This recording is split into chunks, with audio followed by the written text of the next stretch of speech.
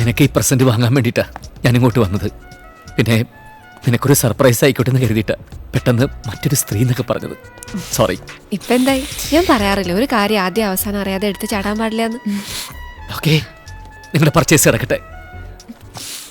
Sorry. Okay okay, sorry please. വാ. എന്റെ കുഞ്ഞിഷ്ണ, ഞാൻ നല്ലോണം കള്ളം പറയാൻ പഠിച്ചിരിക്കണു. പഴയതെല്ലാം ഞാൻ മറന്നു കേട്ടോ. അതെ, അവൻ ചാകാൻ നടക്കുന്നു എന്നൊക്കെ പറഞ്ഞത് ഉള്ളതാ. അതെ, അതിന് കല്യാണം കഴിച്ചവർക്കൊക്കെ അല്ലേ ചാകാനൊക്കെ തോന്നുള്ളൂ. ഇവൻ ബാച്ചിലർ അല്ലേ? ഞാൻ തിയറീസ് വെച്ചാ പറഞ്ഞു. എന്റെ തിയറികളൊന്നും തെറ്റാറില്ല. അവനെ രക്ഷിക്കാൻ പോയിട്ട് അവസാനം കുട്ടിയുടെ തിയറിയും തെറ്റി കൈക്കുഞ്ഞുമായിട്ട് കയറി വരരുത്. ഞാനിവിടെ ഇറക്കി വിടുവേ. ഇങ്ങനെ ഇറക്കി വിടും എന്നൊക്കെ പറഞ്ഞ് ഇടയ്ക്കിടയ്ക്ക് ബ്രേക്ക് പിടിക്കുന്ന എനിക്ക് ഇഷ്ടമാ. അതെ, ഈ ആത്മഹത്യക്ക് ശ്രമിക്കുന്ന എല്ലാരും കുട്ടിയെ രക്ഷിക്കാറുണ്ടോ? ഉണ്ടെങ്കിൽ സത്യം പറയാലോ, എനിക്ക് ഒരു കാമുക ഉണ്ടായിരുന്നു. അവൾക്ക് പന്നിപ്പനി ഒന്ന് മരിച്ചുപോയി. ഞാനും ആത്മഹത്യക്ക് ശ്രമിക്കേണ്. നല്ല കാര്യം, ആത്മഹത്യ ചെയ്തോളൂ.